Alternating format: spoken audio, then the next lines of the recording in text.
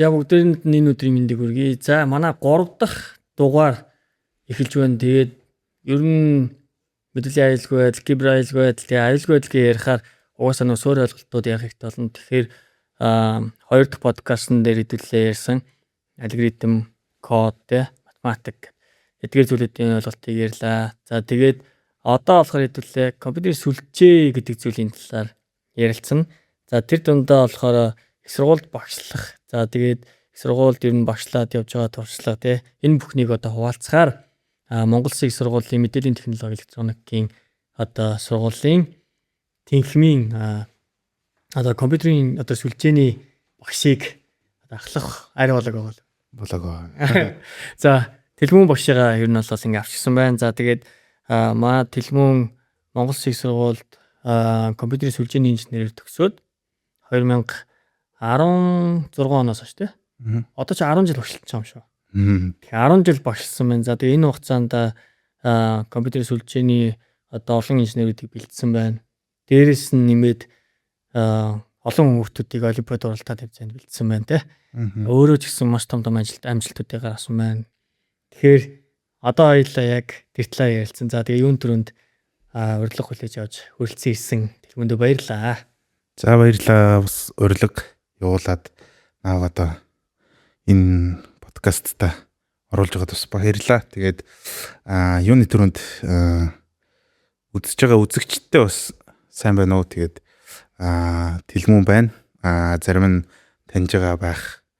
За зарим нь бол мэдгүй бол бас компьютерийн сүлжээ яг мэрэгчлэр Монгол Улсын их сургуулийг одоо дүүргээд одоо Монгол Улсын их сургуультай бас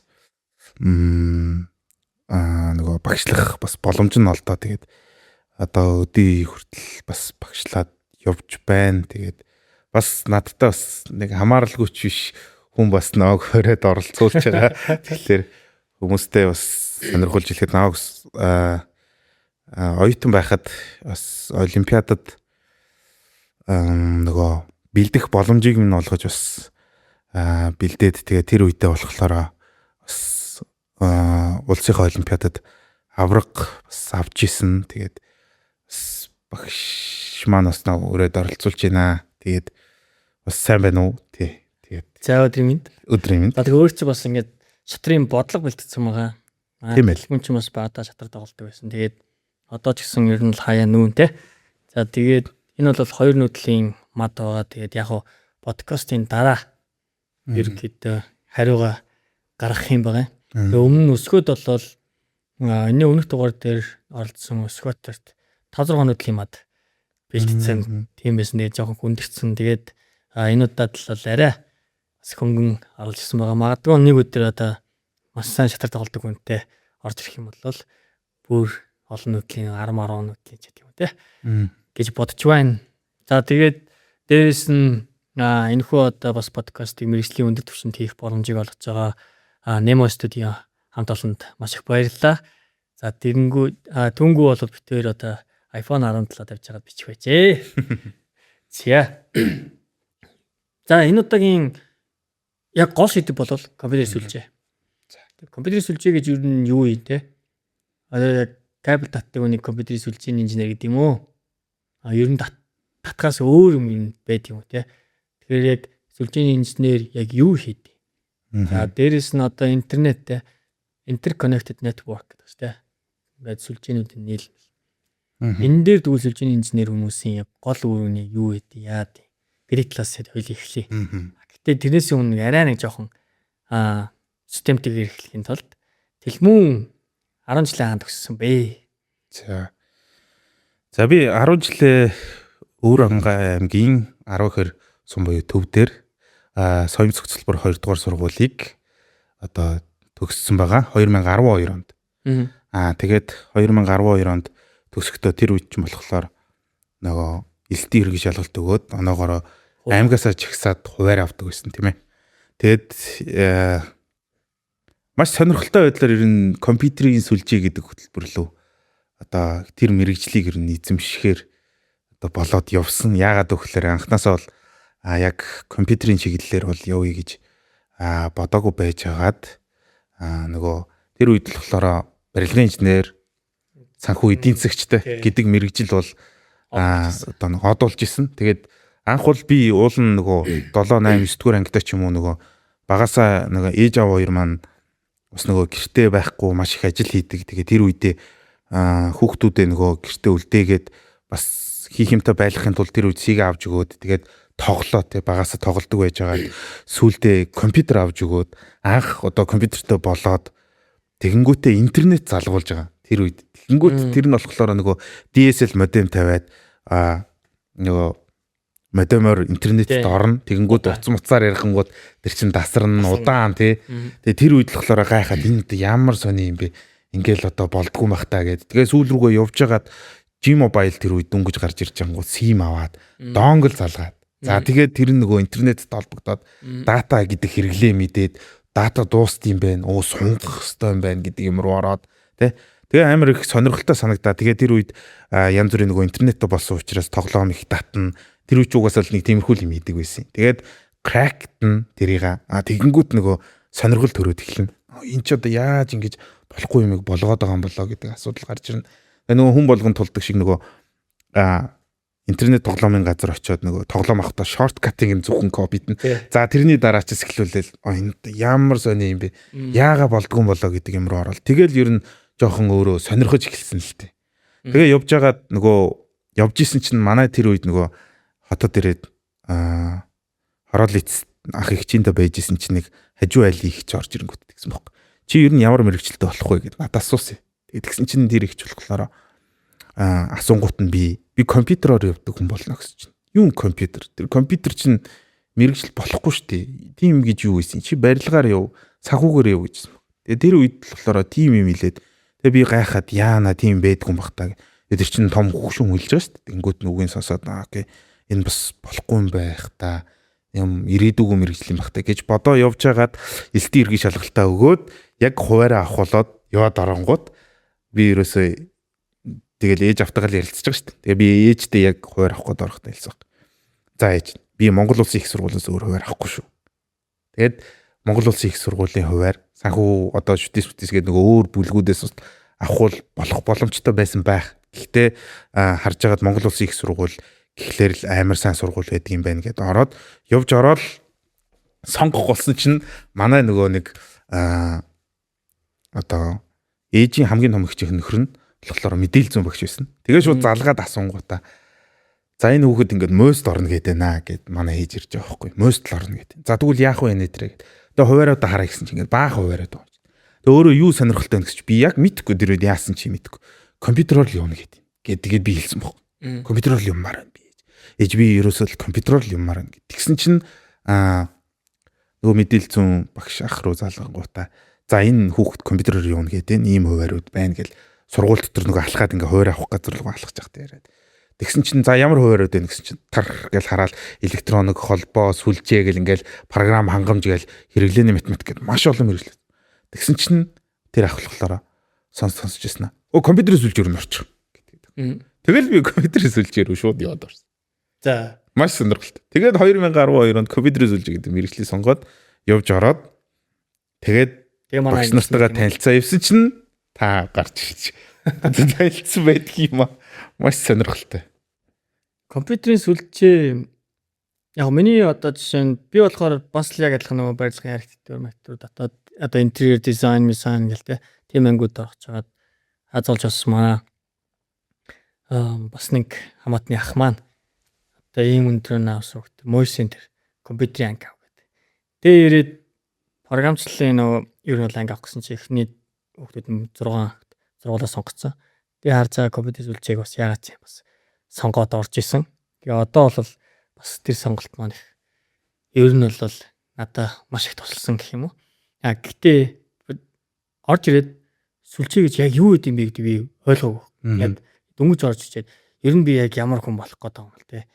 Компьютерийн сүлжээгээр одоо би инженер, компьютерийн сүлжээний инженер гэсэн.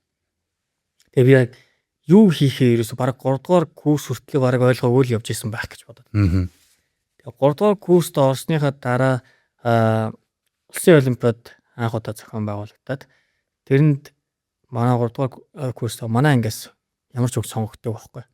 Тэгэхэд юу нь бол амар шаардлагатай байсан.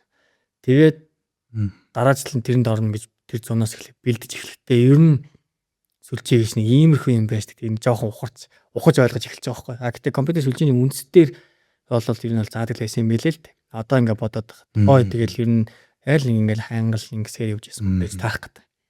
Тэгэхээр одоо тэгвэл компьютер сүлжээ за дээрээс нь компьютер сүлжээний инженер гэдэг зүйлийг тодорхойлт. Тэрийг ярих юм бол би болохоор бас одоо нөгөө их сургуульд багшлаад хүүхдүүдтэй ингэж нэг яг компьютерийн сүлжээ одоо надад бас яг ирдэг асуултууд байхгүй. Тэгээд юу гэж ирж байгаа гэхээр оюутнууд маань орж ирээд багшаа яг компьютерийн сүлжээ гэхэлэр би яг юу хийх юм бэ? Төгсөөд яг ямар хүн болох гээд байгаа юм бэ гэдэг асуулт ирдэг. Тэгээд би болохоор яг хуу сүлжээ гэж юу вэ? Компьютерийн сүлжээ гэж байна шүү дээ. Тэгэхээр ер нь эхлээд сүлжээ гэж юу вэ гэд бодоод үзэхлээр сүлжээ гэдэг бол ийм чи дид үтсгээ ойлгочих гэд би хэлжтэй.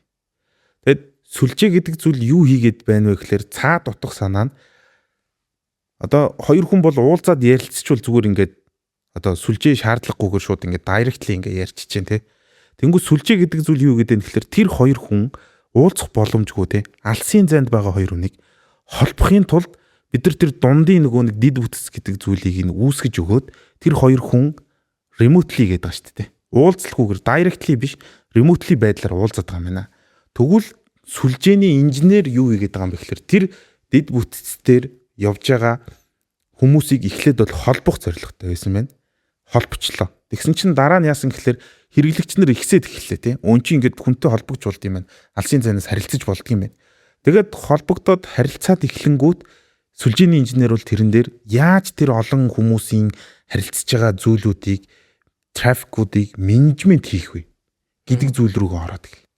Тэгээд сүлжээний инженер гэдэг зүйлийг бол би хэлэхдээ бол чи бол тэр олон нөгөө нэг хэрэглэгчдийн явж байгаа дата трафикийг дундын байдлаар тий интермедиари гэдэг. Тэр дундын байдлаар бол зохицуулаад менежмент хийх талаасаа ч гэдэг юм уу тий. Тэр талаас нь холбож өгöd байгаа юм байна гэж бол тайлбарладаг гэсэн.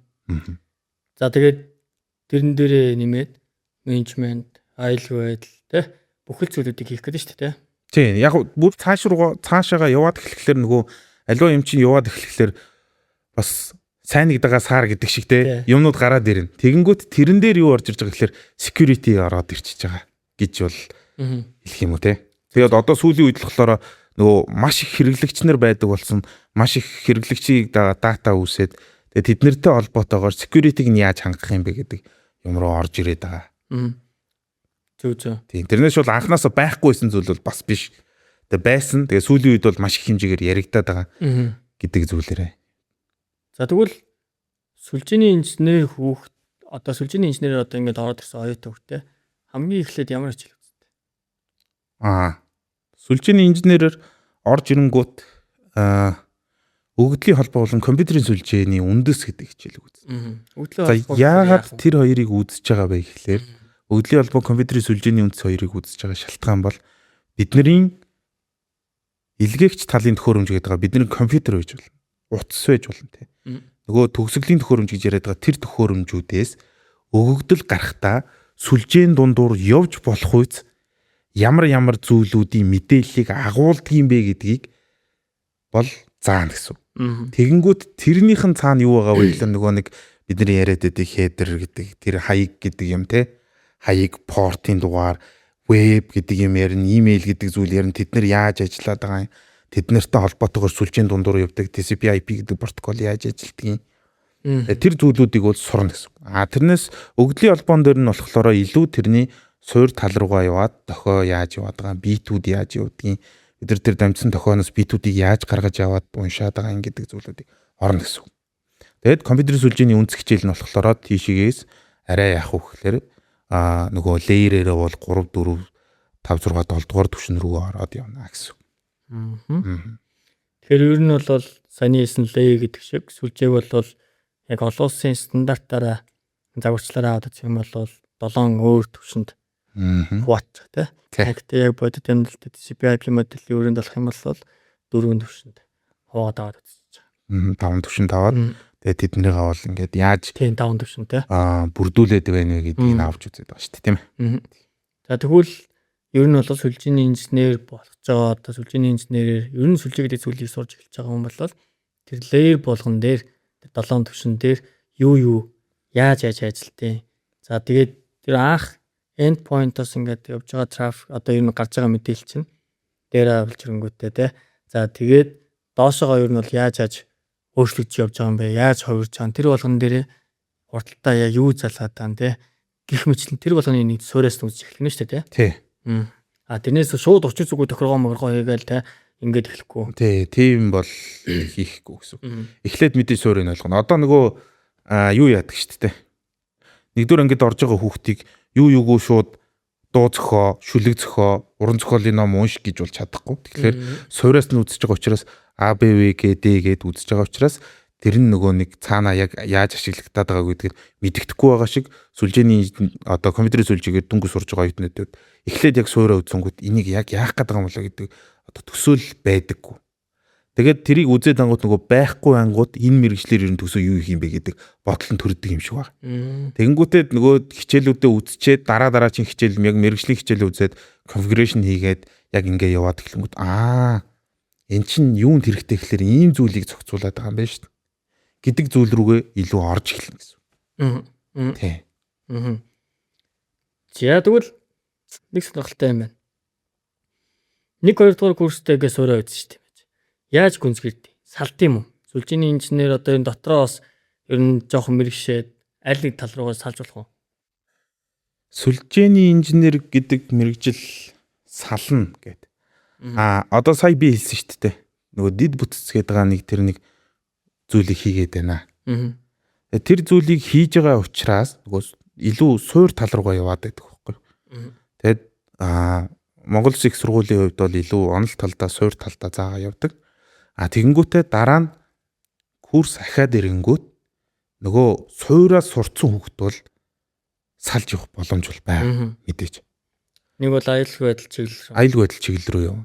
Тэгээд систем тал руу явжуулж байна. Сүлжээ рүүгээ ч явжуулж байна те. Сүлжээ дотор аваад үзэх юм бол дизайн те.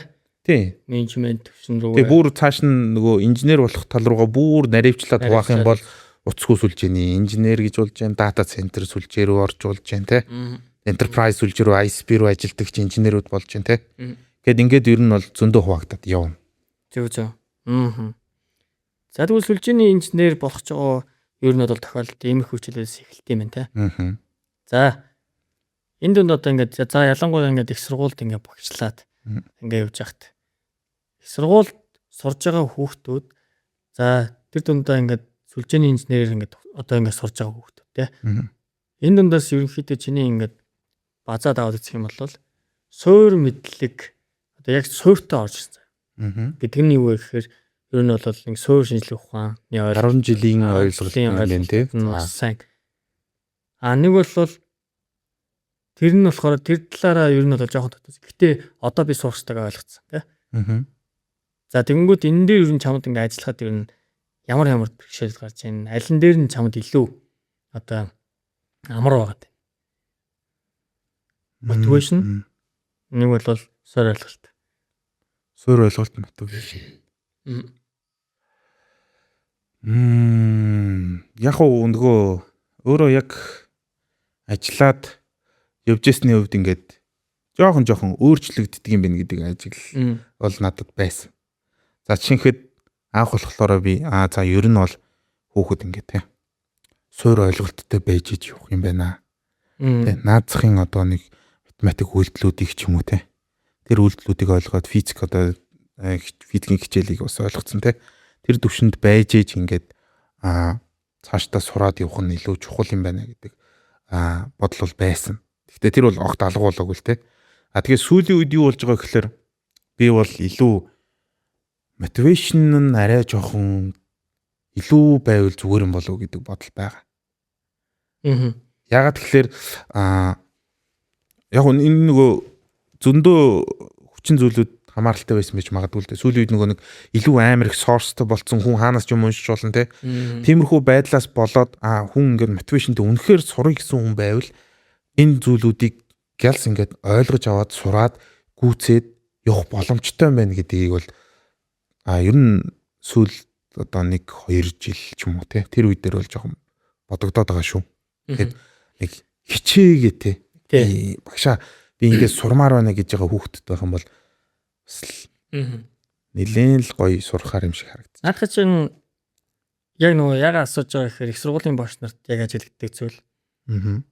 Тэгээ би бас яг энийг одоо ингээд оюутнуудтай ажиллах те одоо мост бас хэсэг хугацаанд ингээд байхдаа ингээд харахаар за би яг сурья гэж шийдсэн хүүхэд маш сайн явж чаддаг.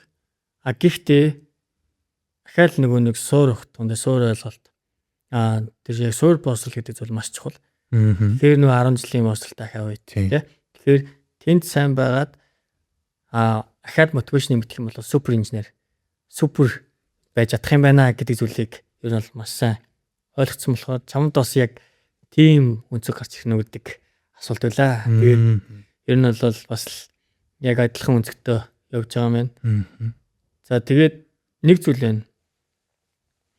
Яг өмнөх одоо ингээд хоёр оролцогч маань дугаарт орсон одоо хүмүүс байна. Яг энэ чинь шинэ дугаар өмнө хэдэн жилийн өмнө нэг хальталт нэг жоох юм хийдэг үстэй. Гэхдээ саяны өмнөх 1-2 дээр орсон хүмүүс хоёул олимпиадтай холбоотой хүмүүс. Эхнийх нь өөрөө олимпиад бэлддэг. За Наба бол өөрөө олон улсын олимпиадад оролцдог тий. Өсгөө өөрөө ордог 10 жилийн хүүхдүүд бэлддэг. Савнартай. За маа Тэлмүн бас мөн адилхан их сургуульд байхдаа өөрөө улсын олимпиадад ордог байсан. Медальтай тий. Аваргаар тодорж исэн. За дээрэс нь одоо оюутнууд нь ер нь за нэг сүүлийн 10 жил ер нь улсын олимпиадыг алгасаагүй тий. Тий. Би ч бол оюутан байхад тэгэхээр 14 оноос хойш байна. Алгасаа хөхлөр нэг 12 жил. За дунд нь ковидын 1 жил алдсан байж магадгүй 13 жил. 13 жил авраг. Тий. Авраг гэсэн үг. За тэгвэл одоо ямар нэгэн байдлаар ингээд ялангуяа ингээд улсын хэмжээний ингээд уралдаан тэмцээнд авраг хадгалж үлдэнэ гэдэг чинь өөрөө юу вэ гэхээр юм тогтмол нэг юм амжилт үзүүлэх тий. Тогтмол нэг юм хийж явах гэдэг. Оюутнуудтайгаа тэгвэл одоо ингээд ажиллаж байгаа туршлагаасаа тий хуваалцсан бол яаж ингэж одоо энэ консистент байдлыг хадгалж яваад тий. Ингээд 10 хэдэн жил ингээд тасралтгүй ингээд аврагыг авчлаа. За. Би ингэсэн. Их сургуульд одоо ороод өөрөө бэлтэж явахдаа бол ингээд удирдуулаад бэлтэж байгаа тий. Тэгээд яг өөрөө оюутнуудыг бэлдэх болсон чинь надад тийм нэг өөрийн гэсэн бэлдэх тийм арга барил байхгүй юм шиг санагдсан байхгүй. Тэгээд тэрнээс үүдэлтэйгээр би яасан бэ гэхээр за нэг арга барилтай болох хэвээр. Тэгээд хүүхдүүдийг бол нөгөө бас нэг жоохон надад тийм нэг юм байгаа шүү дээ. Өөрөө бас улсын олимпиадад орж исэн, төрүүлж исэн хүн. Тэгээд оюутнуудаа бэлдээд оруулна. Тэрэн дээр ч бас нэг хүнд нэг тийм одоо чинь өөрөө бас бэлтэж байгаа хүн арайчтай хүүхдүүд нь бас нэг улсын олимпиадад бас тий медаль эзлэхгүй бол гэдэг нэг тийм бас бодол байсан анханаас. Тэгээд миний арга барил юу байсан бэ гэхээр окей тэр үе чинь нэг 2-3 жил төрүүлсэний дараа ч юм уу тий өөрөө багш болж байгаа. Тэгэнгүүт тэрний дараачаас юу болсон бэ гэхээр энэ нөгөө мэдээж нөгөө курсын хүүхдүүдийг бол бэлдэж эхэлж байгаа. Тэгээд хүүхд бол нөгөө нэг суурьх хэлсэн шүү дээ. Тэр өгдийн албаа сүлжээг үзээд ер нь сүлжээ гэдэг нэг юм зүйл бол гээд нэг жоохон төсөөл тархинд нь буугаад ирэнгүүт олимпиадад бэлдэх хэрэгтэй. Тэгээд олимпиадад бэлдэхтэй бол өмнө жил бэлдсэн хүүхд байна. 4-р курсын хүүхд. 3-р курсын хүүхд, 2-р курсын хүүхдүүд байж болж байна тий. Анханасаа. Тэгэнгүүт энэ курсын хүүхдүүдийг бол 4-р курсын хүүхд 1 жил бэлдсэн. Орцсон. Ямар нэгэн байдлаар медаль авсан байж магадгүй, аваагүй ч гэж магадгүй. Гэхдээ бүтэн олимпиад бэлдэх хугацааны турш нөгөө бэлдсэн арга барилаар маань яваад ингээд нэг юм суудсан баг мэдлэг. Тэнгүүд дараа жил нь яах ёстой вэ гэхээр тэр хүүхд бол одоо шинээр бэлдэж байгаа хүүхдүүдийг нэгт удирдах ёстой. Өөрөө яаж сурсан, яаж зовж одоо тэр чи ингэх ёстой юм биш үү? Хичээлийг ингэж бэлдэх ёстой байна гэдэг зүйлийг сурцсан учраас тэрийг нөгөө хүүхдэд удирдаад ингэ явах ёстой байна. Тэгэхээр нөгөө уламжлагдана гэдэг шиг нэг юм нэг дараачийн жилдээ ингээд бэлтгэдээ яваад байна гэсэн. Нэгт энэ бол ерөөсөө гол одоо нэг яг нөгөө суур бэлдэх арга нь юм байна. А нөгөөх нь юу вэ гэхээр олимпиадад бэлдэнэ гэдэг бол зүгээр нэг өнөөдөр суугаад бэлтчих юм биш. 7 хоног суугаад болчдөг юм биш. Тэгэхээр нөгөө хүүхэд маань тасралтгүй бэлдэх хэрэгтэй. Тэгэнгүүт тэрийг яадаг вэ гэхээр бид нар бол компьютерийн сүлжээ одоо үзсэн. Дээрээс нь нөгөө бид нар 12 сард нөгөө сургууль дотроос сүлжээний олимпиад зохион байгуулдаг. За тэгээд тэр одоо сургуульд бэлдсэн хүүхдүүдийг харж агаад дээрээс нь бас хичээл орж явахад мэдээж хүүхдүүдийг харж байгаа. Тэр хүүхдүүдийг харж байгаад шалгаруулад тэнчэнээсээ за энэ хүүхдүүдийг бэлдвэл яг одоо ингээд боломжтой байна. Энэ хүүхдүүд бол хичээгээд мэрийгээд те олимпиадад бэлдэх юм хүсэл зоригтой байгаад байна. Тэгэхгүй бол нөгөө нэг зориггүй хүүхдээ ч юм уу авчраа суулгачихлаар тэр хүүхд ч нөгөө хичээхгүй би энийг чадахгүй юм шиг байна. Нөгөө өмнө бэлдэжсэн хүүхдүүдэд хараад бас яана би одоо энийг үнэхээр хийж чадахгүй юм шиг байна гэд тиймэрхүү бодолд төрөөд байдаг. Тэгэнгүүт тийм хүүхдүүдийг мэдээж бэлдэж эхлэе. Тэр нь хизээс эхлэх гэхээр нөгөө ер нь бол 12 сарын сүүл 1 сараас эхлүүлээд хүүхдүүдэд ер нь ажиглаа. За энэ хүүхдүүд байна. Тэгээд нөгөө хүүхдүүдтэй бас даалгавар өгж явуулна. Тэгээд 2 сарын 1-ээс яг үндсэн яг цуглаад бэлтгэл эхэлнэ гэсэн. Яагаад тэгэхээр Монгол Улсын их сургуулийн хувьд нөгөө 2 сарын 1-ээс эхлээд ер нь хаврын улирал эхэлдэг тийм ээ. Бүгд хичээлдээ ороод эхэлдэг. Тэр үед нөгөө шигшиж авсан хүүхдүүдэд цуглуулад 7 хоногийн 3 юм уу 4 өдрөөр бэлтгэлээ. За тэгээ 3-4 өдөр бэлтгэл хийхдээ ажлын 2 өдөр бол орой нөгөө хичээл тарсны дараа учраас 6 юм уу 7 цагаас хойш 9 цаг 30 минут хүртэл бэлддэг. 2 цаг 3 цаг. Тэр хугацаанд болохоор нэг сэдв баг болгонд хувааж аваад сэдвүүдийг бэлдвэл. Тэгээд яг уу тэд нэр хүүхдүүд маань яриад тэгээд бид нэр сууж байгаа. За энэ сэдв дээр юм яригдлаа. Тэгэхээр ер нь бол гэж явна гэсэн. Нэлээд бас нэг олон одоо ер нь бол өдрийн тэгнэ. бүтэн юм процесс болгоно. За тэгвэл өөрийн гэсэн ер нь бол арга барилтай болсон. Тэгээд тэрийг одоо хэрэгжүүлээд явж байгаа юм байна. Бид чинь анх бол одоо Монгол Улсын их сургууль чинь их сүлжээний олимпиадад эхний 2-3 жил алдсан. Би өөрөө тэр үед нь бас байж чаад. Тэр үед болохоор бид тэр анхны тэр авраг авдаг жилээ бол бүр хэрвээ зөв санаж байгаа бол дөнгөж 9 сард хичээл ороод эхний 7 хоногт хүүхдүүдээ шууд шалгалт аваад эхэлжсэн санагдаад байна. Тэгэл тэрнээс хойш олимпиад 5 сард гэхэр чинь ер нь 9 сараас хойш бүтэн сургууль дээр хонжонжол бэлддэг байсан. Тэгжиж хамгийн анхны одоо шүтээч юм бол одоо сүлжээдэлтэй бас олон жилийн төвтэй сайн сургууль. Тэнгүү тэндээс одоо мундаг инженер төрөд гараад ирсэн. Одоо ч гэсэн лаг инженерүүд явж байна. Тэнгүү тэрнтэй тийм одоо ер нь одоо юутай тэндээс гарч байгаа бүтээгдэхүүнтэй өрсөлдөхийн тулд ер нь бол маш их бэлтгэл хэрэгтэй болсон. Тийм ээ. За тэгвэл маа дэлгүүн явуулсан оюут одоо ингэ ажиллаж байгаа юм. За тэгвэл нэг юм байна. Олимпиад бэлдэж байгаа оюутнууд ер нь бусад одоо ингээд явж байгаа оюутнуудын хооронд мэдээж ялгаа харж байгаа. Тэгэхээр ер нь хамгийн том харж байгаа ялгаа нь чиний үед юу вэ? Хамгийн том харж байгаа ялгаа. Яг нөгөө бид нар ч нөгөө сүлжээний одоо ингээд сэдвүүд ярьж штт те. Тэгэнгүүт хоорондын ялгаа гарах юм бол ерөөсөө нөгөө өдөршингүү суугаад бэлтцсэн учраас хамгийн том ялгаа нь ямарваа нэг юм барьж аваад дараа нь сэдв өгөөч юм уу те хичээлүүд үзэнгүүт сууч чаддаг болдог. Энэ бол гэхдээ нэлээд том ялгаа гардаг юм шиг санагдав.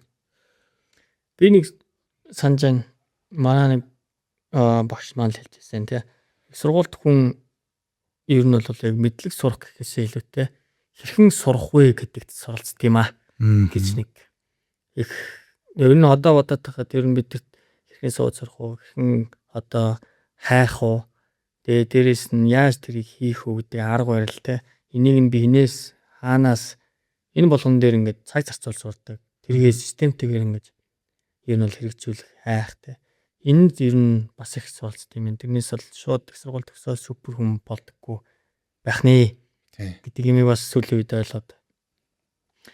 За тэгвэл их сургууль гэдэг байгууллага одоо ингээд ажиллангууд их сургууль дан ганцхан хичээл ордог бас байгууллага шүү дээ. Мгм. Их сургууль бол судалгааны байгууллага. Тэгэхээр одоо компьютер сүлжээний чиглэлийн судалгаа гэхээр ер нь юу судлах? Мгм. Дээрээс нь судлаач хүн дээр их сургуулийн багш хүн судалгаа гэхээр яг яах хэвээр. Энэ нь болохоор ийм одоо компьютерийн сүлжээ гэж шүү дээ. Тэгэхээр нөгөө компьютер network чиглэл рүү ер нь communication гэдэг чиглэл рүүгээ жоохон судалгааны одоо бүлэгтээ орж явдаг гэсэн үг. Тэгэнгүүт их сургуулийн багш нарын хувьд бол судалгааны ажил гэхэлэр мэдээж нөгөө илүү наривчилсан одоо тийм судалгааны одоо бүлгүүдийг аваад гэх юм те явдаг. Одоо шинэхэд илүү одоо утасгүй сүлжээний чиглэл байж болж байна. Утасгүй сүлжээ дотор сенсор network болж байна те. Эсвэл одоо яг 4G 5G сүлжээний чиглэл байж болж байна. Сүүлийн үед бол 6G сүлжээнүүд орж ирж байна гэдэг юм. Тэгээ иймэрхүү чиглэлээр явдаг. Эсвэл одоо юу гэдэг сүлжээ гэхэлэр бид нөгөө routing protocol ярьдаг те. Тэрэн дээр яригддаг алгоритмууд яригдж байгаа. Тэгэхээр илүү хурдтай алгоритм тий илүү хурдтай алгоритм яаж одоо ажиллаж болохоор байна. Эсвэл одоо нөгөө аюулгүй тийм протоколуудын ялгаа ер нь яаж яваад байгаа юм те. Тэгээ сүүлийн үеийн технологиуд ер нь одоо аль чиглэлээр яваад байгаа гэдэг чинь бүгд нөгөө судалгааны үндэстэй ер нь бол гарч ирээд байгаа гэсэн үг. Тэгэнгүүт хүмүүс болохоор нөгөө зарим хүмүүсийн бодлоор их сургуульд сурахгүй байх тусламжтайгаар нөгөө мундаг инженер болж болох юм байна гэдэг бас нэг жоон тиймэрхүү бодол байгаад идэг. Тэгээд тэр маань бас ер нь би зүгээр тэрэнд бас нэг хамгаалаад гэх юм уу те өөрсдийнхөө зүгээс ер нь хамгаалаад хэлэх юм бол нөгөө их сургуульд сурна гэхэлэр гэл чамд ингээд бүх мэдлэг зоогоод байгаа юм ерөөсөө биш. Тэр юу хийгээд байна гэхэлэр нөгөө сурж боловсрох тэрний нөгөө суур ойлголтыг өгчөж штэ те. Тэгэнгүүт инженер болж гараад инженер хүн ч гэсэн тэр байгууллага дээр байгаа технологи талаас яаж судалгаа хийгээ те яаж хөгжүүлж болохоор байна аль одоо технологи аль одоо аргачлалыг ашиглавал манай байгууллагт илүү үр өгөөжтэй байна гэдэг талыг ч гэсэн судална гэсэн үг шүү дээ. Тэгэхээр нөгөө нэг арга барил тий арга барилыг сурна гэсэн үг. Тэгэхээр нөгөө их сургуульд сурж байгаа оюутан маань ч гэсэн өөрөө бас гараад инженер болоод явах ч гэсэн судалгаа хийх тийм одоо боломж болцоо бага хэмжээнд олдог. Дээрэс нь яг хөглөр нөгөө магистр сурдаг те. Магистрт сурдаг байдлаар бас судалгааны чиглэл рүү судалгааны магистр чиглэлээр яваад судалгаа их тийм боломжууд бол гардаг. Тэгэхээр судлаач хийж байгаа одоо их сургуульд ажиллаж байгаа хүний хувьд бол илүү тэр одоо протоколууд яаж ажиллаж байна, алгоритм яагаад байна гэдэг суур ойлголт үндсийг сурчингууд нөгөө байгууллагууд, вендорууд ч юм уу те тэд нар бол тэр нөгөө судалгааны үндсэн дээр гарч ирсэн дүгнэлтэн дээр окей энийг хийх юм байна гэдэг зүйл рүү чиглэж байгаа гэсэн. Тэгэхээр бас огт тийм одоо яг өөрөөр ойлгож болохгүй шүү гэдэг санаатай байгаа гэсэн. Тэгэхээр ер нь бол их сургууль гэдэг бол судалгааны байгууллага. Мэдээж хөтөлбөрийн дагуу хичээлүүдэд орно. Давхар их сургуулийн багш нар юу гэдэг вэ судалгаа. Тэгэхээр судалгаа гэж ер нь яг сая яг гой тодорхойлсон шүү дээ. Шинжлэх ухааны суурьтайгаар тэр байгаа асуудлыг шийдлийг ингээд за ийм байж болох юм байна гэдэг тэр юмыг судлаад гаргаад ингээд тавингууд тэр хэрэгжилт нь хаана орж ирсэн юм уу технологийн компаниуд, вендор компаниуд тэрийг окей тий. Одоо тэгвэл одоо хэдүүлээ зүгээр нэг сүлжээний төхөөрөмж ч юм уу гэж аваад тэн дээр байгаа протоколууд хаанаас гарч ирсэн бэ? Харталт нь шинжлэх ухааны суурьтай судалгаа яваад тэр судалгааны үр дүн дээр тэр протокол тэр шийдлүүд орж ирж байгаа. Тэгээд сонирхолтой нэг юм хэлэхэд юм аа. За зарим байгууллагууд бол харуулдаггүй гэж магадгүй. Гэхдээ ихэнх байгууллагууд байна шүү дээ. Одоо тэр байгууллагт ажиллаж байгаа хүмүүсийн дундх одоо нөгөө ажилчдын нөгөө юу гэдэг шүү дээ. Одоо стейкхолдер гэх нь одоо хаашаа одоо нөгөө яг тухайн байгууллагын үндсэн авч явж байгаа менежер ч гэдэг юм. Тэр дунд researcher гэж юм байдаг. Тэрэн дээр юу байгаа гэхээр дандаа PhD доктортой тий яг үндсэн судалгаа хийдэг хүмүүс. Тэр хүмүүс яг одоо юу хийж байгааг нөхлөр ерөөсөө л тэр юм их. Яг зөв. Судалгаа хийж байгаа. Тэгээд үндсэн дээр ийм болох боломжтой байд. Манай технологийн чиглэл рүү юу ийм юм болж байна те. Манх дээр ийм дутагдaltaй тал гарч байна. Энийг ингэж засаж байна гэдэг зүйл. Одоо энэ том байгууллагууд одоо хэдүүлээ зүгээр OpenAI, Meta, Google, Huawei те. Эдгээр чинь бүгдээрээ дотроо R&D research development хэсэгт. Тэгэл research-ууд дандаа сая хэлсэн чинь нөгөө доктор магиструуд. Тэгэхээр доктор магистр хүмүүс индустри ч гэсэн ажиллаж болтой. Ямар ч асуудалгүй. Тэр суурь судалгаанууд нийлээ. Мөн адилхан бүх цаашлах юм бол инженерч болов. Тэгэхээр зүгээр хэлэх гэдэг санаа нь тэр суурь судалгаа гэдэг зүйлийг л маш ойлгож авах юм бол болох гэдэг гэсэн үг шүү дээ. Тийм. Тэгээд яг нөгөө индустрид буюу нөгөө байгууллагт full time байдлаар ажиллах биш. Одоо ингээд олон улсад хараад тахлаар байгууллагууд болохоор ихэвчлэн нөгөө их сургуулиудын профессорууд их сургуулиудтай хамтарч ажилладаг юм байна. Тэ. Би одоо нөгөө нэг залуу бас багш байгаа учраас хараад шүү дээ. Эн чинь ингэж ажиллаад байгаа юм бэ шүү дээ. Ингэж хөгжүүлдэг гэдэг юм байна. Сургуулиудаа ингэж харж үздэг юм байна те. Тэд нар чинь нөгөө нэг багш нараар одоо ингээ юм хийлгий гэдэгтэй биш. Манай байгууллагын хувьд ингэж яаж дэвших боломж байна. Тэгээд тэр талаас манайх боломж олцоо байхгүй учраас энэ хүмүүсээр ингээ судалгаа хийя гэдэг чиглэл рүү ер нь бол нэлээд явдаг юм байна лээ. Ер нь бол яг их сургуулиуд болон судалгааны төвүүдийн одоо прожектээр ажиллах. За тэгээд дээрээс нь санхүү их усүрүүдтэй тэнд байгаа багш судлаач нарын одоо бас нэг санхүү ер нь тэндээс бүрддэг л дээ. Олон улсын одоо жишгүүдийг аваад би ч гэсэн өөрөө тэрнийх нэг хэсэг болоод Италид. Европын холбооноос санхүүжилтийн өглөө засгийн газар орос хамтарч орж ирлээ. Судалгааны төв их сургуулиуд судалгааг нь хийлээ. Индустри компаниуд одоо яг тэр том компаниуд нь орж ирлээ. Хэрэгжүүлэлтийн туршилтуудын хэрэгжилтүүдийн бүгдийг хийлээ. Дандаа юм хамтарсан joint work. Тэгэхээр энэ тогтолцоос Монголд өшөө гоё хөгж яваад аймаг гоё орж ирээсэ. Тэгэх юм бол илүү бас одоо санхүүгийн боломжууд нэмэгдэх. За санхүү ирсэн. Одоо хэдүүлээ компьютер сүлжээний инженерээр төгсөж байгаа одоо ер нь бол мэрэгчлэтнүүд ер нь ямар хуу төвшингийн цалт өндөр доонд тий ер нь хангалттай. За Одоо хацуулт нь бол бусад IT-ийн салбартаа шүү. Тэрнээс өөр салбартаа бол хэдүүлээ шал өөр хацуултууд гарах байх. IT-ийн салбартаа одоо жишээ нь developer ч гэдэг тий UI UX design айлгой байдал. Тий.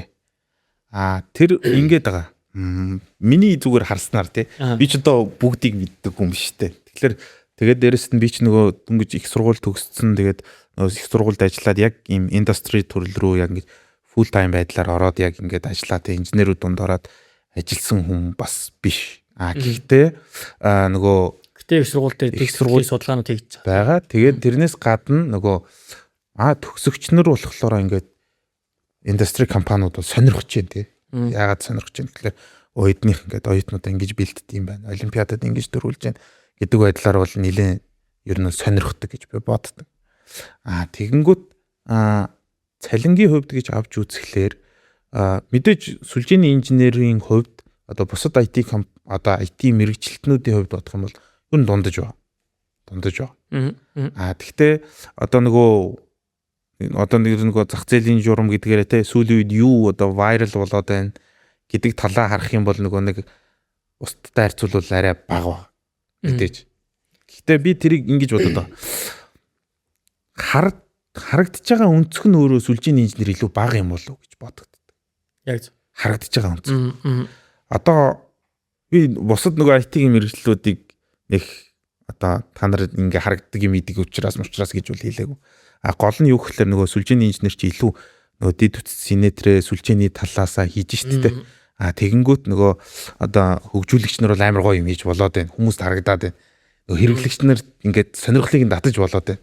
Гэтэл одоо сүлжээний инженер яг тийм сонирхол татахгүй байлгаж чадчих нүггүй бол бас хэцүү штэ. Тэр чинь нөгөө сүлжээ талаасаа тэр явж байгаа логик байдлаар явж байгаа кабель дундуур явж байгаа юмыг одоо өөрчлөөд те. Тэгж тэгэнгүүт манайх юм болж гэн гэд хэлэнгүүт ер нь бол нилээн бас хүрдэггүй болов гэж бодогдоод байгаа. Одоо алдан жишээ нь ингээл баахан тохиргоо хийгээл баахан төхөөрөмжүүд дээр хооронд бүгдийн коннекшныг босгоол те. Одоо жишээ нь хамгийн энгийн жишээ нь зүгээр хоёр байгууллагын хооронд VPN босгоол ингээд явхад яг ямар тохиргоо хийсэн яг юу хийсэн гэдэг нь яригддаг те. Сүлжээ тэгэнгүүт би харин яг интернет орцсон окей болцсон шүү л гэдэг. Тэгээд би нөгөө оюутанд бас нэг ойлгох талаас нь юу гэдэг вэ гэхээр за чи өөрийнхөө компьютерт амар гоё аппликейшн хөгжүүлж болно. Өөстө бол хамаагүй хөгжүүлээ чи хинт хүрэх юм бэ? Окей, энэ дээр чинь сүлжээ гарч ирж байгааз гэж тайлбарлацдаг. Тэгэхээр гэж ойлгодог ус хүүхдүүд. Би бол яг тэр талаас нь ер нь бол хүүхдүүдэд хэлчихдээ. Тэгэхээр миний бас нэг хараад байгаа юм сүлжээ гэдэг зүйл. За одоо сүлжээ гэдэг зүйл код болчихжээ. Ороод ирчихсэн те. Миний нэг одоо том алдаануудын нэг дөнгөж төгсөж явах үе юм үед яг тэнд ингээ код талдаа илүү бас ингээ хөгжүүлэх боломжууд зөндөө олцсон. Гэтэ би сүлжээний инженер болж байгаа ч надаа код юм чухал биш. Гэт тухайн үедээ гол сүлжээний юм руугаа бүр ингээ шумбцсан. Тэгээ тэр хэсгээ ингээ орхицсан. Тэгээ тэрнийхээ горыг ч гэсэн дараа нь маш томоор амссан байд. За тэгсэн чинь одоо тэгсэн чинь сүлжээ чи өөрөө код болчихсон. За яагаад? За би наадах чи штэ. Ийм жишээгээр тайлбарлаж болж байна. Одоо хоёлаа хэлэхэд штэ сүлжээний инженерээр явах гэж бол код сураа гэдэг ойлголтыг л одоо нэг нөхөр одоо хүрнэ. ойлгох гэдэг штэ тий. Авахгүй яагаад гэдэг юм. Хүрнэ. За наадах чи хүрнэ. Тэрнээс гадна юу хэлэх вэ гэхээр би мэдээч нөгөө эн чин одоо явж байгаа трендэд байгаа явах учраас мэдээж код сурах хэрэгтэй. Эн чин сүлжээний инженер болж байгаа гэл нөгөө нэг конфигурэшнуудаа л хийгээд ий те. Кодинг гэдэг юм биш, конфигурэшн гэдэг зүйл рүүгээ ороод яагаад конфигурэшн хийгээд их юм бол мэдээж яг гоё конфигурэшн хийдэг юм болчихно. Тэнгүүд нөгөө нэг одоо сүүлийн технологи харах юм бол дандаа л кодтой төвшөнтэй software defined гэл яваад байгаа. Тэгээд яг энэтэй ярьдаг шиг нөгөө юу байгаа шүү дээ. AI based гэдэг ярьдгийг би зүгээр нь ярих дуртай. Юу гэж ярих вэ гэхээр одоо ингээд сүүлийн үед ерөөсөө л хүмүүсийн толгойн төрж байгаа одоо энэ сошиалар хүрээд байгаа юм юу гэхээр хөгжүүлэгч болвол чи ажил болно. Гарч ирэх чиний ажлыг бүрэн гүйцэтгэв. Тэгэнгүүт нь штэ. Хөгжүүлэгч биш штэ. Хөгжүүлэлт хийж байгаа ч гэсэн тэр AI гэдэг зүйлийг яг үүндээ хөгжүүлж байгаа хүн ардталтан девелопер байгаа байхгүй. Тэгэхээр нөгөө нэг үндсэн суур мэдгэдэгхүүн гэдэг зүйл бол хизээч халагдахгүй. Тэгэхээр нөгөө сүлжээний инженер байна гэхлээр нөгөө код руу явуулчлаа гингүүт сүлжээний инженер хэрэггүй юм байна. Би код сурах хэрэгтэй байна гэж боддог хүмүүс байдаг. Одоо би нөгөө хүүхдүүд л хичээр хоёр талтай ажиллаж байгаа. Ер нь бол байгаа. Гэхдээ ардталт нь юу байгаа гэхлээр 1000 тийш код руу чиглэсэн ч гэсэн тэнд суур нөгөө сүлжээний мэдлэг гэдэг зүйл заавал байх хэрэгтэй. Тэгэхээр нөгөө нэг хүн сүлжээний инженер боллоо гэд зөвхөн сүлжээгээ сураад байх гэдэг ойлголт байж болохгүй. Кодоо сурах хэрэгтэй. Би код сураад байна. Надад сүлжээ хэрэггүй гэж бас бодож болохгүй. Тэр ардталтан заавал сүлжээ байж л баг. Гэдэг ойлголт гэсэн. За тэгвэл сүлжээ дээр код яаж туслах юм? Одоо би ингээ кодын мэдлэгтэй болчихлоо. За Python script бичдэг болчихлоо. За одоо би Python дээр ингээл learning юм бичлээ. Тэгвэл сүлжээн дээр тэрийг би яаж ашиглах юм? Сүлжээн дээр хамгийн энгийн жишээ юу вэ гэхээр нөгөө төхөөрөмжүүдийг автоматжуулж болж. Тохиргоог нэг. Төхөөрөмж гэдэг чинь анх эрэхтэй ингээд бүх тохиргоо нь хийгдсэн ирэх юм үгүй. Тэрэн дээр хийж байгаа нөгөө үндсэн basic configuration гэдэг зүйлүүд бол байгаа. Тэгээд дээрэс нь бидний нөгөө өдөр тутамд хийгддэг тохиргоонууд байгаа. Тэр зүйлүүдийг бол програм ашиглаад хийж болж байна. За тэгээд нөгөө software defined гэдэг зүйлээр ороод ирэхлээр төхөөрөмжүүд чинь өөрсдөө тусдаа ингээд compute хийгээд ингээд ажиллаад ахлаар бас жоохон дутагдaltaй байгаа учраас яг нь төв ийм компьютинг хийдэг хүчтэй ийм сервер авч тавиад перформанс өндөр гаргадаг серверээр тооцооллыг хийлгүүлээд тэрний үр дүнг нь аваад төхөөрөмжүүд ашиглаж байгаа тохиолдол байна. Тэгэхээр эн чинь ардталтаа бол заавал код бол байх хэрэгтэй болчих. За ерөнхийдөө саяны нөгөө ярьсан SDN software defined network. Өмнө нь бол firewall, switch Switch-ийг би router хэлбэрээр ашиглах болохгүй. Энэ ч угаасаа би switch-ийг авчихсан switch-ээр л байна. Одоо олонгууд бид нар software defined network-ыг ашиглаад энэ switch-ийг бид тодорхой энэ мэдээж компьютер хийж байгаа одоо хэсгээс бид нар яах вэ гэхээр router хэлбэрээр ажиллаж болно. Яг тэгвэл switch шиг router болж байгаа Тэр боломжийг олгож байгаа чинь ерөөсөө software defined network. Гэтэ энэ нь өөрөө нөгөө ярьж байгаа код Тэгэхээр одоо тэгвэл ерөөсөө бидний яриад байгаа юм сүлжээ гэдэг зүйл одоо сүлжээний инженерээр өшөө одоо илүү цаастаа ингээд явъя автоматжуулалтаа тэр донд бүх юмудыг ингээд хийгээд явъя код маш чухал орж ирж байна мэдээж хэрэгтэй. За тэгсэн чинь сүлжээн дээр юу аюулгүй байдал гэхээр ер нь одоо яг чиний л нэг шав да. Одоо чиний нэг шав надаас ингэж асуусан байдیں۔ сүлжээний аюулгүй байдал гэж жоохон сонин үгүй юу? За. Чи ярьж байгаа үнгээс энэ сонсол ер нь хэн асуусан. Ер нь аюулгүй байдал гэхэд сүлжээний аюулгүй байдал гэхээр ер нь яах вэ гэж анх надаас тэгж асууж ирсэн. Манхуу. Тий. Тэхний 4 жилийн өмнө. За одоо чи юу гэж хэлдэг вэ? Сүлжээний аюулгүй байдал гэхээр одоо ер нь зүгээр мэдээлэл аюулгүй байдал, кибер аюулгүй байдал гэл ингээл явж идэл сүлжээний аюулгүй байдал гэхээр бас дотроо салаад байгаа юм. Яг тэн дээр ер нь юу яриад байгаа юу ид. Тий. Тэгээд за сүлжээний аюулгүй байдал. За наадах чи ярингууд нөгөө төрөүний яриа руу орно. Юу руу орох вэ гэхээр сүлжээ гэдэг зүйл бол хоёр хүн алс хол байгаа хүмүүсийг холбож өгнө гэдээ ярьсан шүү дээ. Тэрний тэр дундын тэр дэд үтс гэдэг зүйлүүдийг бол бид нар хийж болно. Яг хоёр компьютероос өөр зүйлүүдийг дунд гэж ярьж байгаа шүү дээ. Тэр хоёр бол зах. Бусдын дунд. За. Тэнгүүд сүлжээний аюулгүй байдал гэдэг зүйл бол тэр дундын тэр зүйл дээр болоод байгаа. Одоо хүн жишээлхэд одоо бид нар аюулгүй байдал гэдээ ярихлаар те хүн эренгүүтээ юу юугаа заандж аваад аюулгүй байдалд нь халдаад байвал тэр чинь сүлжээний аюулгүй байдал биш болчихж штэ. Тэгэнгүүт тэр сүлжээний аюулгүй байдал гэдэг зүйл чинь тэр халдлага хийгээд байгаа атакер гэдэг байгаа нөхөр тэр victim хийгээд байгаа те өртөөд байгаа тэр нөхөр хоёр мэдээж алсын зайнаас тэрий чинь ингээд нэгсний дарамт үзүүлэх гэдэг шүү дээ. Тэр үзүүлээд байгаа дарамт бол юун дундуур өвчин гэхэлэр нөгөө сүлжээний дундуур ч л явна шүү дээ. Тэгэхээр ер нь бол одоо хоёулынгийнх нь дунд одоо дамжуулж байгаа мэдээллийг дундаас нь барьж авах тий. Нэг бол тэгэнгүүт харин тэгэнгүүт нөгөө нэг сүлжээний протоколууд ажиллаж байгаа хедрүүд байгаа тий. Тэр бүх сүлжээнд хамааралтай дундын төхөөрөмжүүдэд хамааралтай мэдээллүүд дээр ямар security байдал аюулгүй байдлын асуудлууд тулгараад байгаа вэ гэдэг бол тэр сүлжээний аюулгүй байдал тэр чиглэлд нь хариуцж байгаа гэсэн үг. За тэгэнгүүт сүлжээний төвшөндөө endpoint төвшөндөө за тэгээд тэр аюулгүй одоо байдлыг хангах протоколуудтай танилцах тэдгээртэй ажиллах. Тэгэхээр энэ бол сүлжээний аюулгүй байдлын хүний одоо хийж мэрэгших зүйл болох гэдэг шүү дээ. Зөв. Тэгэхээр одоо яг нэг одоо энэ аюулгүй байдал гэж тэгэнгүүт дотроос алж software security сүлжээний аюулгүй байдал гих мэтлэндээ ингээл нөгөө хамааралтай хэсгээр л салаад байгаа. Тийм бүр зайлшгүй юм бол крипто гэл те. Тэг крипто дээр гачиж байгаа тэр шийдвүүдийг чинь аль аль хэсэгт нь ашиглана гэдэг юм. За тэгсэн чинь сүлжээгээр одоо танаа ингээ нэг хөвгт байна л да. За. Тэгээ одоо Африкт ер нь л ажиллаж байгаа. Тэгээ Монголоос одоо гадагшаа экспортер ажилладаг цөөхөн хүмүүсийн нэг байд. Гэхдээ тэнд болохоор ажиллахдаа за тэгээ дээрэс нь одоо Rio Tinto-д ажиллаж байгаа бас ингээ дэлгүүн гэдэг. Энэ одоо ер нь бол залуучууд юу гэж юм гэхээр архитектур дизайн гаргаж тий. За архитектур дизайн гарна гэхээр одоо нөгөө config гэдэг ингэхээс юугаараа ер нь ялгаад. Тэхийн тулд ер нь юу хэрэгтэй? Юу ид? Тэгэхээр яг архитектур дизайн руу явж байгаа хүн бол нөгөө манай одоо тэр үйлчлэгээ үзүүлээд байгаа серверүүд те хэрэглэгч нар одоо хүргээд байгаа тэр хэсэг гэдэг юм сүлжээнүүд бүтцээр нь хуваачиж байна л та.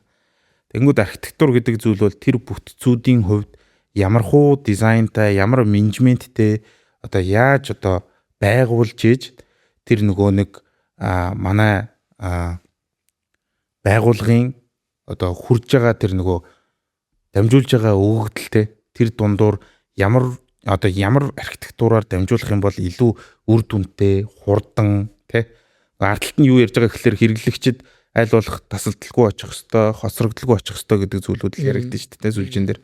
Энэ замаар явжсэн чинь энэ тасарчих юм болоо л тий. Тэгэхээр тэр архитектур дизайн гэдэг зүйл сүлжээний яг дизайн гэдэг тал руу бол тэр илүү орно гэсэн.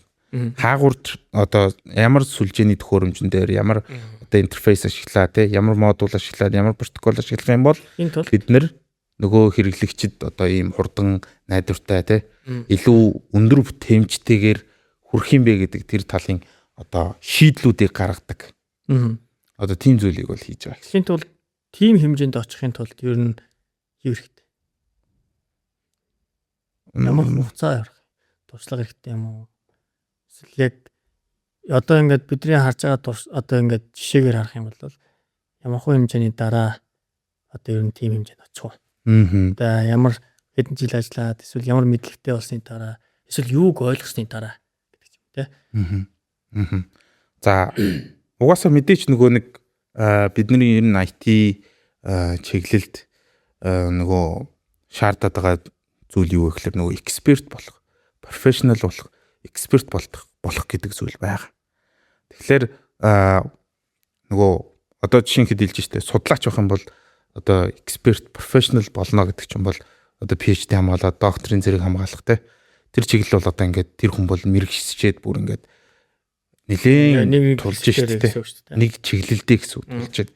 Тэгээ инженерийн хувьд одоо жишээлхэд экспат хийгээд тэгээ явахын тулд бол инженеринг дээр мэдээж нөгөө нэг сертификейшн гэдэг зүйл бол маш чухал. Яг тэгэхээр байгууллагууд юу хүсэж байна гэхээр тэр мэдлэгийг олоод авсан, эксперт болцсон тийм хүнийг бол хамгийн дөрөнд тайна.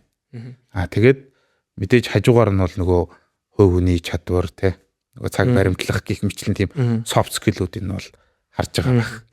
Зөв. Үнэн те. Бидний ер нь одоо ингээд анх их сургуульд орохдоо нөгөө барилгын архитектурын анги, барилгын одоо интерьер дизайны ангид орох гэжсэн чинь гэтээ одоо бас хэдүүлээ чинь бас угаасаа архитектур болцсон юм шүү гэдэг юм орж ирдэг байхгүй юу.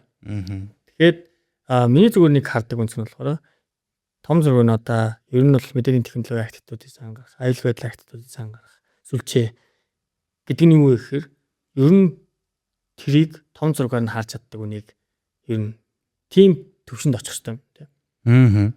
Тэгэхээр одоо хэдүүлээ барилгын архитектур гэдэг арах юм бол тэр хүнтэй за энэ хөрс нь ямар байх тийм.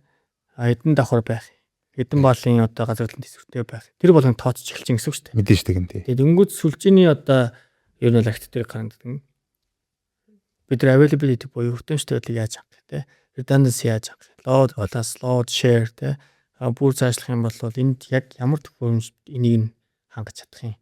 Энэ дунд аюул байдал нь яаж явах юм гэх мэтлэн энэ болгоныг тооцохын тулд нөгөө дуршлаг том зургаар харж чадж байгаа тэр суурь ухтан бүх юмнууд чиг гэсэн үг шүү дээ. Тэд нар бол гарна гэсэн. Монголд ер нь ийм төвшний одоо ер нь бол олон залуучууд гараад ирж байна. Одоо тэхийн тул түрүүн ирсэн сертификат гэж тийм. Cisco-гийн том сертификатуудтай бусад vendor компани одоо том сертификатуудыг аваад ажиллаж байгаа залуучууд байна. За одоо бидний ер нь сүлжээд аваад гэх юм бол хамгийн томоор нь томуудаас нь авч ирсэн CCI тий, CCI. CCI гэх юм бол алтаа байна.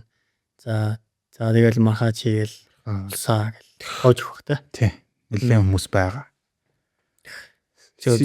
CCI-тэй хүмүүсийн тийм Монголд community ч гэсэн байдаг бах тэр үед. Тий. За нэгэнт сүлжээ ирснийх. Одоо энэ жил балуу дараа жил би сонссон шүү. Энэ жил 9 сард байлуу дараа жил Монголд одоо бас нэг том ивент зохион байгуулагдах юм байна. Тэгнэ. За тэгээд энэтэй холбоотой одоо монголчин сүлжээний community гэх юм бол Emenog тий. Тэгэхээр энэгээр ер нь энэ яадаг ивент юу болох тий. За Апник нь болохоор ер нь бол нөгөө Asian Pacific буюу одоо энэ Аз нухан талыг одоо хариуцсан одоо тийм байгууллага гэсэн. Тэр байгууллага юу их вэ гэхээр нөгөө интернет сүлжээтэй холбоотой Network Operation Group гэдэг ба шүү дээ. NOG олон улсын ногийн одоо тийм байгууллагууд, инженерүүдтэй холбогдож тэдний туршлага одоо ажил дээр хийж байгаа одоо зарим одоо туршилтуудын ажилч гэдэг юм уу бид нар ямар төвшөнд байгаа вэ гэдгийг бол танилцуулдаг тийм одоо хурал болох гээд конференс болох гээд байна гэсэн. Хамгийн энгийн жишээ нь IP version 6 гэх нэвтрүүлсэн бэ гэдэг туршлагач. IP version 6 гэх нэвтрүүлсэн бэ гэдэг туршлага байгууллага дээр ийм одоо технологи ингэж ашиглаад ийм үр дүнтэй байна гэдэг ч юм уу. Тэр болохоор нөгөө тэр Апникийн тэр хуралд одоо оролцох одоо хүсэлтээ өгөөд тэрэнд бол оролцдог. Тэгээд Монгол улсад болохоор 2027 оны 9 сард болохоор ер нь төлөвлөгдөөд явж байгаа гэсэн. Саяхан чинь та чинь мөсийн одоо багш нар чинь нийлээд Апниктэй бас төсөл мөсөл аваад тэрийнхээ өөрөнд бас Еврын Азийн Индонез байсан баг тий. Индонезд Апникийн хурал байсан уу? Тэгсэн. Конференс дээр очиод ирсэн байсан. За тэгвэл ийм гоё бас компьютер сүлжээний инженерүүд за сүлжээ гэж юу юм энэтэй холбоотой гоё шийдлүүдийг танилцуулдаг конференс 27 онд Монгол улсад маань бас зохион байгуулагдах нэ. Тэгэхээр бас сонирхож үзэх маш том ивэнтүүд энийг. За тэгээд гол одоо зохион байгуулагчаар нь мэдээж Emenog-ийн хамт олон явж байгаа. За энэ дээр бол дандаа одоо салбарын таньдаг төвчлэгч залуучууд оролцоод явж байна. Мэдээж их сургуулиуд бас хамтраад явах бах. Тэгээ групп компаниуд оролцох бах. За тэр яах вэ те? Одоо ер нь бол сүлжээ гэдэг зүйл ингээд хэдийн талаас нь ингээд суурьас нь авахлаа тэр нэлээд олон зүйлүүд ингээд яриад явлаа л да. Тэгсэн чинь нэг зүйл бод. Инженер болох боломж чамд ингээд байжээ. Яа чи юу нь яагаад багшилсан? Яагаад юмыг асууж байгаа гэхээр хэрвээ чи инженер хийжсэн бол одоо ер нь бол одоо багшиж байгаагаас маш өндөр цалин авах боломжтой байжээ. За тэрийг одоо яг адилхан чамтай ингээд зэрэгцээ төгссөн ангийн найзууд чинь чамд одоо ер нь баталж харуулах байх цалингийн хэмжээ. Гэтээ чи тэр боломжоос илүүтэйгээр Монгол Улсын их сургуульд одоо ингээд багшлаад үлдсэн оюутнуудтай ингээд ажиллаж байна. За. Энийг бол аль талаас нь тайлбарлавал зүгээр өгөхлөөр миний хувьд бол хувь хүний сонирхол илүү байсан гэж хэлж болно. За яагаад гэвэл нөгөө манай ээж ер нь манай одоо эргэн тойронд байгаа хүмүүс бол ер нь нэлийн боловсролын салбараар явсан хүмүүс байдаг. Багш хийж байгаа, эрхлэгч хийж байгаа тийм хүмүүс байдаг. Тэгэхээр тэр талаасаа ч гэх юм уу. Дээрэс нь би нөгөө анханасаа мэргэжлээ сонгохдоо ч гэсэн Монгол Улсын их сургууль гээд хардсан байсан. За тэгээд орж ирээд дээрэс нь нөгөө багш нарыгаа ч бас харж байгаа шүү дээ. Тэгээд ер нь нэлээд гоё юм байна. Тэгээд нөгөө олимпиадад бэлдэж байхдаа ч гэсэн хүүхдүүдэд одоо нөгөө өөрөө хичээлийгээд ингээд танилцуулаад сэдв яриад ингээд явж байгаа ч гэсэн энэ хүнд ингээд заана гэдэг чинь өөрөө их нэлээд бас гоё зүйл байдаг юм байна гэдгийн үндсэн дээр болсон. Тэгэхээр яг нөгөө яг сүлжээний инженер хийж байгаа найзууд эргэн тойрны хүмүүсийг харах юм бол яг тэр талаас нь бол ярьж болох бах. Гэхдээ илүү нөгөө нэг чамд үсэж байгаа өөрийн хувийн одоо тэр сонирхол тэр нь илүү байсан болов уу гэж хэлэх хэрэгтэй байх. Ер нь тийм байгаа. Тэгээд би ч нөгөө нэг 10 жил байхдаа бол нэлээд багш болох дурггүй. Тэгээд 10 жилийнхаа багштай ч гэсэн одоо нэлээд муухай аачлж маашилсан тийм удаа бол байгаа. Тэгээд дараа нь өөрөө нөгөө хэлсэн л дээ багштай болсон. Нэлээд 10 жил байхдаа би бол багш болохгүй гэж бодоод багш нарт бол нэлээд дурггүй байсан. Гэтэ өөрөө багш болчлоо гэд хэлжсэн. Тэгэхээр ер нь бол нэг тийм хүн яг нэг олж авдсан юм биш үү гэж би бол бодсон. Багш нар ч нэлээд нөлөөтэй байгаа, ар гэр ч нөлөөтэй байгаа. Тэрний үндсэн дээр бол болно. Тэгээд цаашдаа ч гэсэн нөгөө хөгжих тал нь сургуулийн багш ч бас ийм гоё юм байна шүү дээ. Гэдэг тийм нөгөө мэдлэг боловсролтой ийм хүмүүс бол ингээд энд бол байдаг юм байна гэдэг талаасаа бол байсан мэдээч. Тийм сонирхол бол байгаа. Тэгээд болчоод яг нөгөө оюутан шавнарыгаа ч гэсэн нэлээд одоо сүлжээний инженер яадгийн гэдэг ингээд сонирхолгүй тийм байх үед нь ч гэсэн ингээд татаад эн чинь сүлжээний инженер ч ийм гоё юм биш үү гэдэг тийм одоо оруулсан зүйлүүдийг ч гэсэн шавнараас дуулж лээсэн л та. Гоё юм ярьж лээс. Багш би ингээд үнэхээр ингээд ойлгохгүй явж исэн чинь та гарч ирээд ингээд болгосон шүү. Тэгэхээр тэр дөгөөд дараа нь тэр хэлж байгаа тэр нэг надад ингээд дуулдаад ингээд хэлчихэнгүүт надад амар гоё санагддаг. Би ч бас нэг хүний төлөө ингээд нэг бас зүү юм хийцэн болов уу гэдэг тийм үеийг санагдаад байдаг юм. Тэгэхээр илүү хөв хүн тал руугаа юм болов уу гэж бодож байна. Зөө. За тэгээд маа тэлгүүн шиг одоо юм бодолтой тууштай багш нар ер нь боловсролын салбарт маш их байгаасаа гэж үзэж байна. Дээрээс нь за GPT-ээс одоо боловсролын салбарын цалин пүнлөг ярих хэмжээний хүмүүс ч биш байх. Гэтэ олон улстай ингээ аваад үзэх юм бол их сургууль за одоо ялангуяа одоо том сургуулиуд нэг л судалгаа хийж байгаа багшиж байгаа хүмүүс бол маш өндөр цалинтай, хангам сайтай юм байдаг. Тэр чинь нэгээр ер нь бол тэндээ ч гэсэн яг гол юм аягаад явдаг байгаад байгаа. Тэгээд тэрийг дээгүр шийтгүүлэхтэй тий. Чивтээр жахаа. За тэгээд гол санаа нь бол саяны хэлэх гээд байгаа санаа. Би ч гэсэн ер нь бол багшлах маш дуртай. Гэхдээ тэгэл амьдралын ирэхээр одоо стартап ч болцсон явж байна.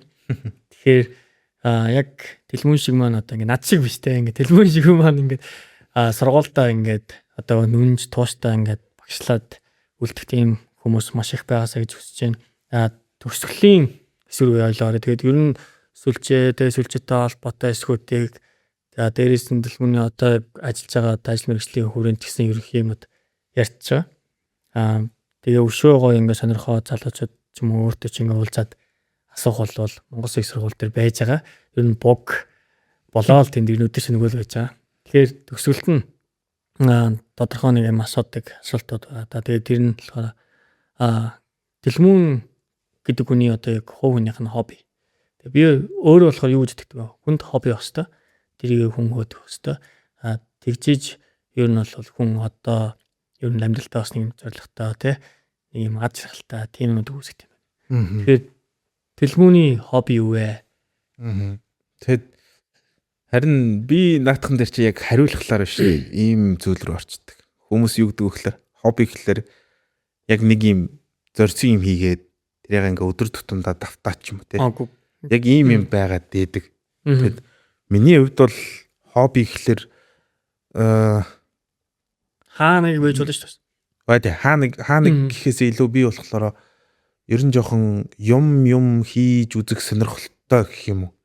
Тэр нь ер нь миний жоохон хобби юм шиг байгаа юм. Би чинь яд гэхэлэр одоо бодохлоор штэ. Яг ингээ харангууд волейбол тоглож ирсэн нөгөө л тоглож ирсэн. Тэгээд нэг хэсэг бол ширээний тест тоглосон. Одоо яах гэж байгаа мэдэхгүй зүгээр тоглосон. Тэгээд хөл бөмбөг бас багадаа бас тоглодог байсан. Амар дуртай. Тэгээд ингээ хийгээд шатар тоглодог байл. Тэгээд шатар тоглодог байсан. Тэгснээ сүүлд болохоор би усанд сэлэх дуртай болоод усанд сэлсэн нэг гэсэн. Тэгээд одоо дартс бас шидэд. Дартс бол өстой сайн шидэд. Яг уу хичээж лэн. Тэгэхээр тэгээд нэг хэсэг бас нөгөө бильярд тоглосон юм. Тэгэхээр би юу ер нь манай аав бас хэлээлээд юм л да. Эр хүн ингээд жоохон ямарваа нэг юм тулахад ингээд хийж чаддаг юмтай байх хэвээр. Юу ч таарсан гэсэн эр хүн бас нэг тэрийг ингээд нэг гарчдаг юмтай байх хэвээр гэдэг үүднээс ер нь жоохон юм хийх дуртай. Гэхдээ тэр дунд ороод ирлээ сая. Хоол их дуртай. Хоол их. Тэр нэлээ хоол бас хийнэ. Хоол сайн аа. Стэйч сайн хийн. Ер нь жоохон янз янзын хоол туршиж үзэх тиймэрхүү дуртай. Подкастаар дамжуулаад хэлэхэд тустайгаас чад бидрийг одоо хүртэл авчаагүй л. За тэр часаа. Контр тоглоно. CS тоглоно. Тий. Тэр чинь бас байгаа юм байна. За CS-тэй холбоотой нэг асуулт заяа. За. Пин гэдэг ойлголтыг нэг тайлбарлана уу та. Айгүй хэцүү юм л шүү дээ нэг интернетийн хурдын нэмээд тэгээд ер нь бол пингийн багс. Яах гэдэг вэ? Тэгээд юм дээ. Яг энэ чинь нэг яагаад тэгэхээр сүлжээтэй холбогдож байгаа учраас. Пин гэдэг зүйл чи яг сүлжээн дээр яг цааталтаа яг юу ярих гэдгийг товчхон. Яг CS 2 дээр тайлбарлах юм л одоо юм. Ремотор тэмцээнд орох, лангийн тэмцээнд орох хоёр тоглогчдоос ч гэсэн асуугаад үзэрэй. Шал ондоо. Юу гэхэлэр тэр чинь нөгөө л нэг сүлжээ чи яригч шít. Алсуулд байгаа 5 үүний хооронд нь тоглуулах, уулзуулаад нэг газар байгаа тоглуулах гэдэг чинь сүлжээний хувьд ч гэсэн шал ондоо байхгүй. Ашиглаж байгаа төхөөрөмж нь ч гэсэн өөрөө нөгөө дижитал personal computer дээр тоглож байгаа учраас ялгаатай болчихно. Тэгээд яг нөгөө зарим хүмүүсийн буруу ойлголт юу гэдэг вэ гэхээр пинг гэдэг зүйл бол одоо интернетийн хурд гэдэг зүйл нэмэгдэхлээр дагаад буурчдсан байна гэдэг тохиолдол гардаг. Тэгээд пинг гэдэг яг пинг дилей л дээ. Уцрагдал те. Тэгээд чи юу хийж байгаа вэ гэхээр тэр 5 хүнийг цуглуулад нэг газар ингээд тоглоомыг үүсгээд өгөхөд нэг сервер байж таарна те. Тэр сервер хаана байгаа вэ гэдэг маш хамаатай болчихж байгаа. Тэгээд ингээд ярихлаар нөгөө хүмүүс бас локейшнтэй жоохон андуураад байдаг. Локейшн гэхэлэр те. Одоо төв цаана байгаа гэдэг байдлаар ч юм уу ойлгуулад байдаг. Тэгээд үнэхээр л одоо тийм локейшн ярьдаг бол те бас яг нөгөө хятадд байгаа серверүүд бол арай өөр те. Хонконг, Сингапур, Жапонд байгаа серверүүд арай өөр ч гэдэг юм уу. Ийм байдлаар бол бас яриад иж болно. Гэхдээ локейшн гэдэг ping delay гэдэг зүйл бол юутай хамаатай гэхэлэр нөгөө нэг дамжиж байгаа төхөөрөмжийн тоо гэдэг зүйлтэй бол нэлээд бас жоохон хамааралтай болчихно гэсэн. Тэгэхээр нөгөө хурд нь бас мөн адилхан мэдээж хамаатай байж таарна. Тэр чинь нөгөө дэрүүгээр дамжиж байгаа датаны хэмжээнээс хамаарат аль хэр хурдан дамжуулах вэ гэдэг зүйлүүд бол яригдсан датаны хэмжээг. Тэгэхээр нөгөө нэг delay ярих юм бол арай өөр ойлголт болоо явчихна. Тийм. Тэгэхээр нөгөө Монгол улсад үйл ажиллагаа явуулж байгаа ISP компаниудын хувьд бол одоо нөгөө хаагур урсгал нь гарч ийн гэдэг чухал болж байна. Тэгээ нөгөө тоглоомыг үүсгэж байгаа сервер маань яг тэр манай ISP компани гарч байгаа одоо тэр урсгалтай одоо чиглэлтэй ойрхон үүсч гэнэ үгүй юу гэдэг хамаатай болоо явж байгаа гэсэн үг. За зөвхөн. Тэгэхээр ер нь бол одоо зүгээр ингэж эндээс гараад Баян шүү ороход айгүй олон зам байна шүү дээ.